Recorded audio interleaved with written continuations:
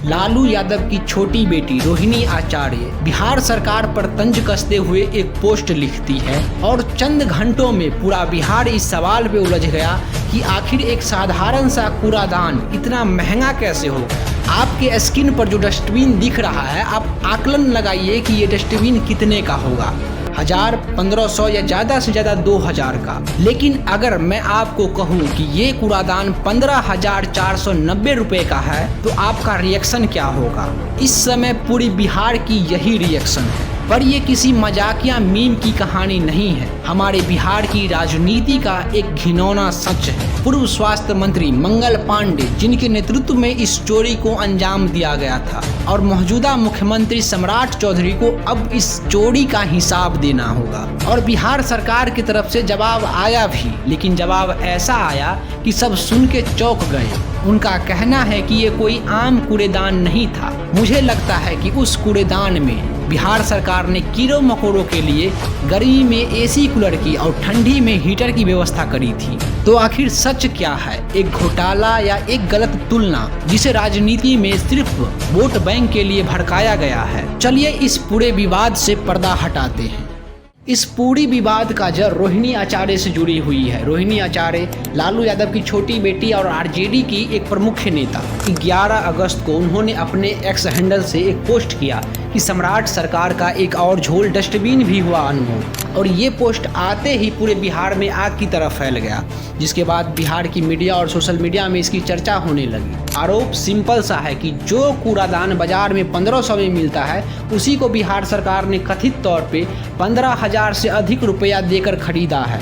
यानी कि सामान वही और दाम 10 गुना से भी अधिक। और अगर हम मीडिया रिपोर्ट की बात माने तो अब तक मीडिया में इसे 300 करोड़ से अधिक की डस्टबिन घोटाले के नाम से पेश किया गया है। ये पूरा विवाद सीधे तौर पर बिहार के पूर्व स्वास्थ्य मंत्री मंगल पांडे से जुड़ा हुआ है।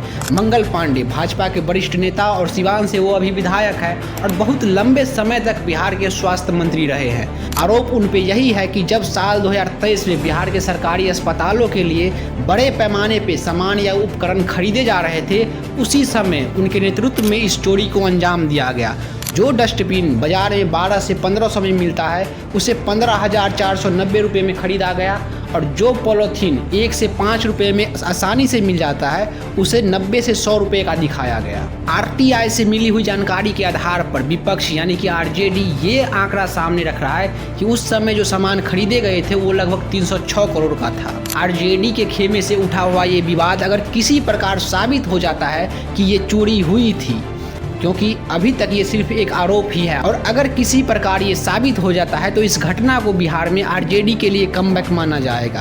क्योंकि पिछले बिहार विधानसभा के चुनाव और बांकीपुर के उपचुनाव को देखते हुए मीडिया में ये रिपोर्ट चल रहा था कि आरजेडी बिहार की राजनीति में कहीं गुम होता जा रहा है। हालांकि यहाँ पर एक बात और समझ लीजिए कि जब ये सामान खरीदा गया था उस समय बिहार के सीएम नीतीश बाबू थे, जिन पर अभी तक 1 भी रुपये की हेराफेरी का कोई आरोप नहीं है। और अगर ये आरोप सिद्ध होता है तो सीधे तौर पे उंगली उन्हीं पे उठेगा।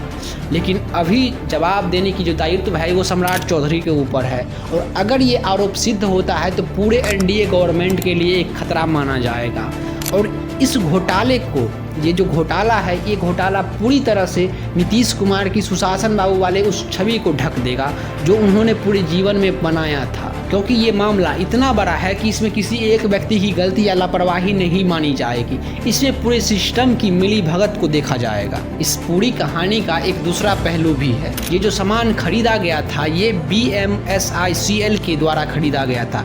ये वही कंपनी है जो बिहार के सरकारी अस्पतालों के लिए कोई भी सामान या उपकरण खरीदता है। हम अगर इसे सीधे तौर पे कहें तो इसे बिहार के सरकारी अस्पताल का ठेकेदार कह सकते हैं। इस पूरे आरोपों के बीच एजेंसी के जो निवेदक प्रबंधक है सुब्रत सेन ने सफाई दी है कि जिस डस्टबिन की इतनी चर्चा हो रही है वो कोई सामान्य घरेलू कूड़ादान नहीं है, बल्कि अस्पताल में संक्रमण नियंत्रण के लिए इस्तेमाल होने वाली एक माइक्रोवेव आधारित मशीन का हिस्सा है। ये विशेष तापरोधी सामग्री से बना हुआ था। उनका दावा है कि ये पूरा सामान उनसे पूर्ववर्ती अधिकारी यानी कि उनसे पहले जो अधिकारी था उनके कार्यकाल में खरीदा गया और सभी चीज़ें उचित दाम और सही टेंडर के तहत खरीदा गया है। चलिए हम भी थोड़ा देर के लिए मान लेते हैं कि उस समय जो अस्पताल के लिए डस्टबिन खरीदा गया था वो कोई साधारण डस्टबिन नहीं था, घर के कूड़ादान के बराबर नहीं था। उनमें कई सारी ऐसी फीचर थी जिसकी वजह से उनका रेट एक साधारण जो कूड़ादान होता है उससे 10 गुना ज़्यादा बढ़ गया। लेकिन यहाँ पे गौर करने वाली बात ये है कि जो सरकार पुरानी बिल्डिंग पर नया नेम प्लेट चिपका के उसका उद्घाटन कर सकता है, अपनी वाहवाही कर सकता है, यमुना के साफ ना होने पे ये दिखा सकता है पूरी दुनिया में कि हमने यमुना साफ कर दिया, वो सरकार एक साधारण से अस्पताल में यूज होने वाले डस्टबिन में इतनी सारी फीचर ला दी और फिर भी कोई वाहवाही ना करे, सीना चौड़ा करके ये ना कहे कि हमने ये कर दिया वो कर दिया, ये बातें कुछ हजम नहीं होती। इसीलिए सवाल तो बनता है कि क्या खरीद की प्रक्रिया में उचित टेंडर और पारदर्शिता बरती गई थी, और जवाब भी तय होना चाहिए कि सरकार इस मामला से जुड़ी सारी चीज़ों को सार्वजनिक करे। इस पूरे विवाद के दौरान मैंने एक छोटी सी चीज़ नोटिस की कि प्रशांत किशोर जो सरकार को किसी भी मामले पर बहुत जल्द घेरते दिखते हैं,